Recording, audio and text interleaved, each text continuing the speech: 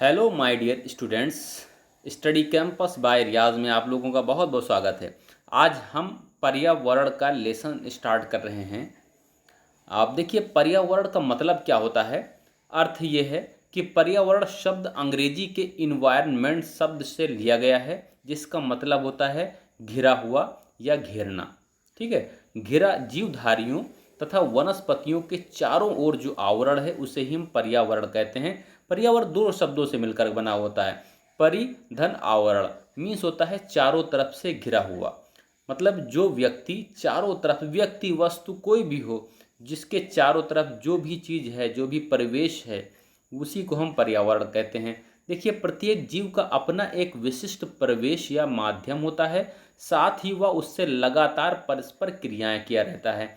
मतलब क्या है कि अगर जहाँ भी मैं जा रहा हूँ, हमारे चारों तरफ एक हमारा परिवेश है जो भी हमसे मिल रहा है, कि जिस चीज़ से हम ऑक्सीजन, जैसे हवा में हवा है, हवा ऑक्सीजन लेते हैं, तो ये ऑक्सीजन है या वायु है, जिससे भी जो भी हम भोजन करते हैं, मतलब हमारे चारों तरफ जो भी चीज़ मौजूद है या स्थित है, हम उसी को ही पर्यावरण कहते हैं। मतलब हम जिस चारों तरफ से जिस वस्तु से घिरे हुए हैं, वही हमारा पर्यावरण है। तो वही है, प्रत्येक जीव का अपना एक विशिष्ट परिवेश या माध्यम होता है, साथ ही वह उससे लगातार परस्पर क्रिया किया करता है, जिससे वह अपना निर्वाह करता है और जिसके प्रति वह पूरी तरह अनुकूलित रहता है। यही परिवेश प्राकृतिक पर्यावरण कहलाता है। इस प्रकार पर्यावरण जैव और अजैव घटकों एवं किसी जीव के आसपास के व्यवहार, प्रभाव एवं घटनाओं का कुल योग है। क्या है पर्यावरण? जैव एवं अजैव घटकों एवं किसी जीव के आसपास के व्यवहार, प्रभाव एवं घटनाओं का कुल योग है। देखिए, संकलात्मक स्पष्टीकरण क्या है? आप जिस किसी भी चीज से परस्पर क्रिया करते हैं, या वह कोई भी चीज जो आपके निर्वाह के लिए आवश्यक है, वह आपका पर्यावरण है। देखिए, पर्यावरण के संघटक कौन कौन से हैं? पर्यावरण के संघटकों को तीन प्रकार में विभाजित किया जाता है। नंबर एक है भौतिक भौतिक या अजैविक है। नंबर दो है जैविक। नंबर तीन है ऊर्जा संघटक। तीन प्रकार से हैं, प्राकृतिक या अजैविक, मतलब भौतिक या अजैविक, जैविक और ऊर्जा संघटक। अब देखिए इसके आगे, देखिए मानव पर्यावरण का संबंध क्या है। मनुष्य भौतिक पर्यावरण के जैविक संघटक का एक महत्वपूर्ण भाग तथा घटक है, तथा साथ ही वह पर्यावरण का एक महत्वपूर्ण कारक भी है। इस तरह मनुष्य प्राकृतिक पर्यावरण तंत्र को विभिन्न हैसियत में, विभिन्न रूपों में प्रभावित करता है, जैसे जीवित या भौतिक मनुष्य के रूप में, सामाजिक मनुष्य के रूप में, तथा प्रौद्योगिकी मानव के रूप में। कौन कौन से? जीवित या भौतिक मनुष्य के रूप में, सामाजिक मनुष्य के रूप में, तथा प्रौद्योगिकी मानव के रूप में। मतलब क्या है इसका? मनुष्य जो, इन दोनों में संबंध क्या है? मनुष्य भौतिक पर्यावरण के जैविक संगठन का ही एक महत्वपूर्ण भाग और घटक है। इसके साथ वो पर्यावरण का एक महत्वपूर्ण कारक भी है। देखिए, मानव पर प्रभाव क्या है। प्राकृतिक पर्यावरण पर मनुष्य के प्रभावों को दो वर्गों में विभाजित किया जाता है। नंबर एक है प्रत्यक्ष और नंबर दो है अप्रत्यक्ष। देखिए, प्रत्यक्ष के रूप में क्या है? भूमि उपयोग में परिवर्तन। देखिए, कृषि में वृद्धि तथा विस्तार, खनिजों का खनन, खनिज तेल का बेधन, भूमिगत जल की विशेषताएं। जो प्रत्यक्ष असर है, प्रत्यक्ष इसका प्रभाव है मानव के ऊपर, तो ये है कि भूमि उपयोग में परिवर्तन होता है, मतलब कृषि में वृद्धि होती है या विस्तार होता है, खनिजों का खनन होता है, खनिज तेल का बेधन है, भूमिगत जल का निष्कासन। ये सब क्या प्रत्यक्ष प्रभाव हैं। अप्रत्यक्ष प्रभाव क्या है? मौसम रूपांतरण कार्यक्रम, वर्षण को प्रेरित करने के लिए मेघ बीजन, उपल वृष्टि को रोकना तथा नियंत्रण करना।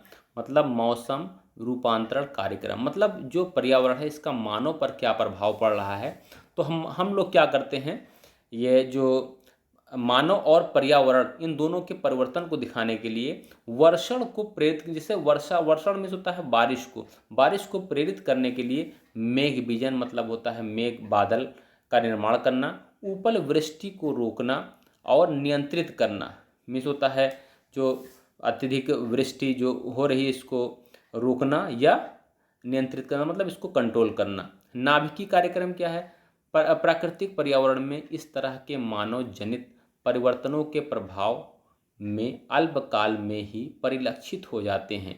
मीन्स है यहाँ पर प्राकृतिक पर्यावरण में इस तरह के जो मानव जनित परिवर्तन हैं, जो भी व्यक्ति मतलब मानव कुछ पर्यावरण में परिवर्तन करता है, मतलब नाभिक या परमाणु का यूज़ करता है। परमाणु मीन्स जैसे परमाणु बम है, इन सब का यूज़ करता है या एटम बम है, तो इसके प्रभाव अल्पकाल में ही परिलक्षित हो जाते हैं, मतलब बहुत कम समय में ही दिखाई पड़ने लग जाते हैं। परंतु जो ये परिवर्तन होता है भौतिक पर्यावरण को दीर्घ काल तक प्रभावित करता है।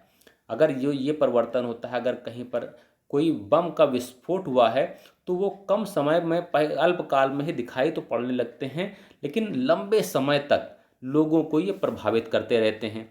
जैसे कि हिरोशिमा नागासाकी पर जो 6 दिसंबर और 9 दिसंबर को लिटिल मैन और फैट मैन के नाम से जो 2 बम गिरा था, उसका प्रभाव तुरंत तो दिखाई पड़ा था, लेकिन अभी तक जो कितने साल हो गए हैं, लगभग 70-75 साल हो गए हैं, आज भी उसका प्रभाव वहाँ पर दिखाई पड़ता है। ठीक है, आगे देखिए इसका अप्रत्यक्ष प्रभाव क्या पड़ता है? पर्यावरण पर मानव के कार्यकलापों से जनित अप्रत्यक्ष प्रभाव आर्थिक विकास की रफ्तार को तेज करने के लिए खासकर औद्योगिक विकास में विस्तरण मनुष्य तथा किए गए प्रयासों तथा कार्यों के फलस्वरूप होता है और उत्पन्न होते हैं। मनुष्य द्वारा प्राकृतिक पर्यावरण पर पड़ने वाले प्रभावों में से अधिकांश पर्यावरण अवनयन या इन्वायरमेंटल डिग्रेडेशन तथा प्रदूषण से संबंधित होता है। मनुष्य द्वारा प्राकृतिक पर्यावरण पर पड़ने वाले जो प्रभावों हैं उनमें से अधिकांश पर्यावरण अवनयन या इन्वायरमेंटल डिग्रेडेशन तथा प्रदूषण से संबंधित होता है। अगला देखिए पारिस्थितिक तंत्र और पारिस्थितिकी तंत्र क्या होता है, या इकोलॉजी या इकोसिस्टम क्या होता है।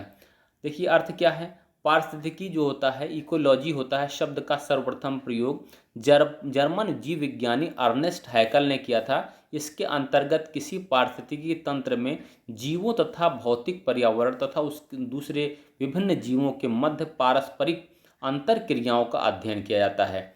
मतलब क्या है इसका, इसके अंतर्गत किसी पारिस्थितिक तंत्र में जीवों तथा उनके भौतिक पर्यावरण तथा दूसरे विभिन्न जीवों के मध्य पारस्परिक अंतर क्रियाओं का अध्ययन किसमें किया जाता है? पारिस्थितिकी या इकोलॉजी में किया जाता है। इसके प्रकार कौन कौन से हैं? देखिए स्वपारिस्थितिकी मीन्स होता है आर्टियोकोलॉजी, और नेक्स्ट है ऑटेकोलॉजी, और समुदाय पारिस्थितिकी क्या है? सिनेकोलॉजी, और जलीय पारिस्थितिकी क्या है? एक्वेटिक इकोलॉजी, और स्थलीय जो पारिस्थितिकी है इसको हम कहेंगे टेरेस्ट्रियल इकोलॉजी। ये इतने इकोलॉजी हैं। देखिए सबसे पहले स्वपारिस्थितिकी या स्वयं पारिस्थितिकी क्या है, इसको कहते हैं आर्टियोलॉजी।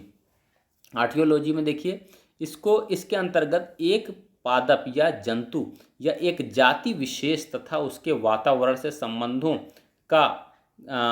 व प्रभावों का अध्ययन किया था। इसके अंतर्गत एक पादप या एक जंतु या एक जाति विशेष या उसके वातावरण से संबंधों व प्रभावों का इसमें अध्ययन किया जाता है स्वपारिस्थितिकी में।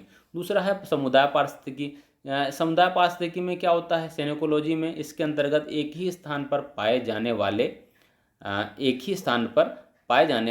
आगे देखिए एक ही स्थान पर पाए जाने वाले समस्त पादप एवं जंतु समुदायों, उसके स्थलों व व्यवहार और उनके स्थान के वातावरण से संबंधों एवं प्रभाव का अध्ययन किया जाता है। इससे विभिन्न उपभागों में बांटा जा सकता है। नंबर का क्या है? समुदाय पारिस्थितिकी या कम्युनिटी इकोलॉजी। इसके अंतर्गत किसी स्थान पर पाए जाने वाले सभी जाति के जीवधारियों जैसे पादपों, जंतुओं, जीवाणुओं तथा कवकों आदि की आबादियों द्वारा निर्मित जैवीय समुदाय बायोटिक कम्युनिटी तथा इससे वातावरण के संबंधों का अध्ययन किया जाता है इसमें। दूसरा है आबादी पारिस्थितिकी, इसको क्या कहेंगे, पॉपुलेशन इकोलॉजी। इसके अंतर्गत किसी स्थान पर एक ही पादप या जंतु जाति विशेष के संपूर्ण सदस्यों द्वारा निर्मित आबादी तथा इससे वातावरण के संबंधों एवं प्रभावों का अध्ययन किया जाता है आबादी पारिस्थितिकी में। अगला आता है पारिस्थितिकीय तंत्र या पारिस्थितिकी। इसके अंतर्गत किसी स्थान के पारिस्थितिकी तंत्र के जैविक तथा अजैविक संघटकों के पारस्परिक संबंधों तथा इस संघटकों के माध्यम से पारिस्थितिक तंत्र में ऊर्जा के प्रवाह तत्वों को चक्रण तथा खाद्य जाल का अध्ययन किया जाता है। इसके अंतर्गत क्या होता है, इसके अंतर्गत किसी स्थान के पारिस्थितिकी तंत्र के जैविक तथा अजैविक संघटकों के पारस्परिक संबंधों तथा इन संघटकों के माध्यम से पारिस्थितिक तंत्र में ऊर्जा के प्रवाह तत्वों का चक्रण तथा खाद्य जाल का अध्ययन किया जाता है। अब अगला देखिए जलीय पारिस्थितिकी में एक्वेटिक इकोलॉजी क्या है, स्वच्छ अलवणीय जल की पारिस्थितिकी या फ्रेश वाटर इकोलॉजी तथा खारे व समुद्र जल की पारिस्थितिकी इसके अंतर्गत आता है। इसे निम्नलिखित ढंग से वर्गीकृत किया गया है। नंबर 1 है स्वच्छ जल की पारिस्थितिकी, जैसे तालाब की पारिस्थितिकी है, सोते की पारिस्थितिकी है, नदी की पारिस्थितिकी है, इसका मतलब ये मीठे पानी की पारिस्थितिकी या स्वच्छ जल की पारिस्थितिकी जो पीने योग्य जल होते हैं। अगला देखिए समुद्र जल की पारिस्थितिकी। इस पारितंत्र को प्रभावित करने वाले कारक समुद्र जल की लहरें, ज्वार भाटा, सूर्य व प्रकाश ऊष्मा, तापमान, जल में उपस्थित लवण तत्व, वायुदाब तथा सागर नितल की गहराई इसके अंतर्गत आते हैं समुद्र जल की पारिस्थितिकी के अंतर्गत। स्थलीय पारिस्थितिकी क्या है, इसको कहेंगे इसे स्थलीय टेरेस्ट्रियल इकोलॉजी के अंतर्गत। इसके अंतर्गत स्थल पर पाए जाने वाले सभी आवास स्थानों की पारिस्थितिकी इसके अंतर्गत आती है। स्थलीय पारिस्थितिकी मुख्य रूप से निम्नलिखित प्रकार की होती हैं। स्थलीय मतलब होता है स्थल पर जो पारिस्थितिकी होती है, या जमीन पर भूमि पर होता है, जैसे घास स्थल है, घास स्थल का पारिस्थितिकी है, मतलब जो घास में जो भी पारिस्थितिकी है, जो भी एक दूसरे के ऊपर निर्भर वहाँ पर जो भी मौजूद हैं निर्भर हैं उनकी पारिस्थितिकी। वन की पारिस्थितिकी क्या है, ये सब भूमि पर ही होते हैं। मरुस्थल है, फसल है, ये सारी स्थलीय पारिस्थितिकी के अंतर्गत आ जाते हैं। समुद्र में जो मौजूद होता है, समुद्र में क्या क्या मौजूद होता है, जैसे समुद्र की जल की लहरें क्यों उठती हैं, क्यों, इसका कारण किससे जुड़ा हुआ है। ज्वार भाटा किससे जुड़ा हुआ है, सूरज का प्रकाश है, ऊष्मा है, तापमान है, जल में उपस्थित लवण तत्व, ये सभी किसी न किसी से संबंध रखते हैं। तो इन्हीं के अध्ययन को हम समुद्र जल की पारिस्थितिकी कहेंगे। और स्वच्छ जल की मतलब स्वच्छ जल में जो भी मौजूद होता है, जैसे तालाब में क्या क्या होता है, सोते में क्या होता है, नदी की पारिस्थितिकी, उसके अंतर्गत कितने निर्भरताएं हैं, ये सब क्या है, स्वच्छ जल की है। जलीय पारिस्थितिकी मतलब कोई भी जल हो, मतलब इसी के अंतर्गत जल ही पारिस्थितिकी के अंतर्गत ही स्वच्छ जल, समुद्र का जल, स्थलीय पारिस्थितिकी, ये सारे इसी में आते हैं। ठीक है, तो इतना आज हो गया आपका पारिस्थितिकी के बारे में। अब नेक्स्ट हम पढ़ाएंगे आपको पारितंत्र। ठीक है, ओके, थैंक यू।